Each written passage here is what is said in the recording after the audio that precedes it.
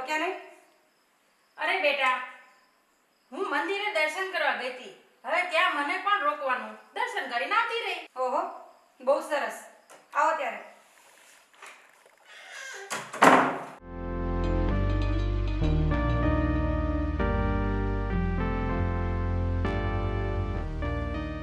બેટા, બહુ થાકી ગઈ છું. જરા પાણી ભરી દ્યો ને.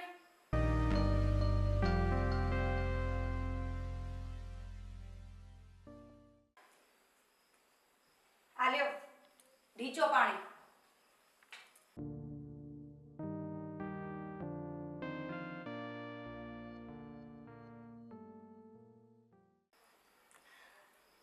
અનિલ કેમ હજી સુધી આવ્યો નથી?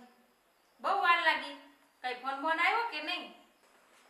મને કોઈ ફોન બોલ નથી આવ્યો. અને હા, હું કઈ તમારા મા દીકરાની નોકર છું? તમારા બંનેનું ધ્યાન રાખીને બેસું. બસ હવે, હા, બહુ થયું.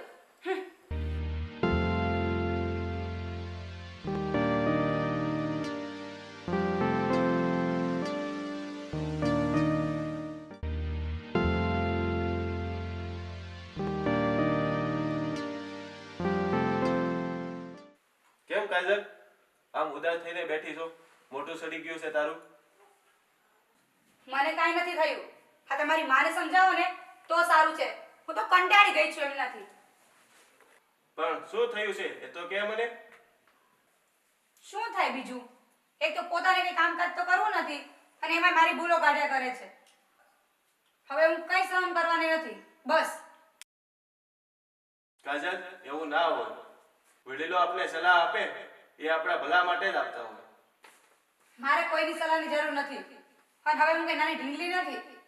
જો કાજલ, મારા મમ્મી પપ્પા મારા માટે ભગવાન સમાન છે. એની સામે તું ગમે તેમ વર્તન કરીશ ને એ નહીં ચાલે. એ તો હું પણ જોઉં છું કે કેમ નથી ચાલતું. અરે ઓ બેટા, આ પોતું જરાક નીચવીને મારો ને તો સારું. નતર આમાં છે ને પગ લપસશે અને આપણે પડશું અને આપણને જ વાગશે. બસ હવે, બહુ થઈ તમારી સલાહ. મને મારી રીતે કામ કરાવ્યો ને તો જ સારું છે.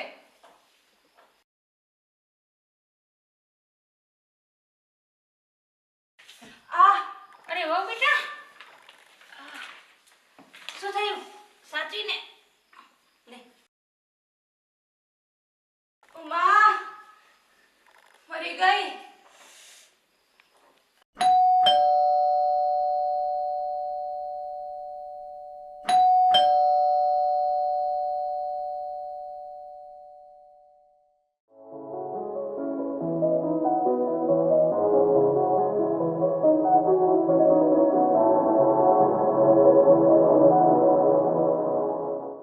અરે બેટા, શું થયું? શું થયું કાજલ? કેમ કરતા પડી ગઈ? પોતું મારતા મારતા પગ લપસી ગયો.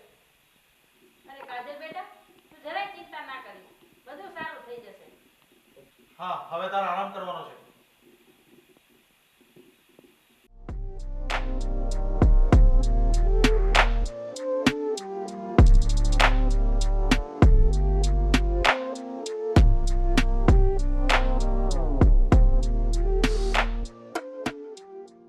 બેટા, બહુ વાગ્યું તો નથી ને?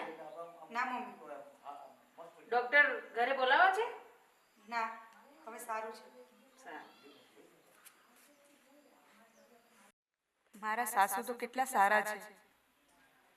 મેં એમને કેટલા હેરાન કર્યા છે, તો પણ એ મારી સેવા કરે છે. મારી જ ભૂલ હતી.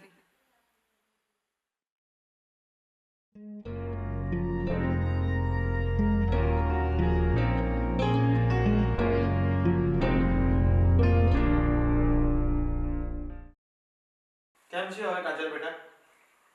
સારું છે પપ્પા. કેમ કાજલ, મારા મમ્મી સલાહ આપતા હતા, કેમ લાગે છે તને આજે? મને જ્યાંથી શીખવા મળ્યું છે ને, એ દરેક વહુને જો શીખવા મળી જાય ને તો સાસુ અને વહુનો સંબંધ ક્યારેય બગડે નહીં અને ઘર એક મંદિર બનીને રહે.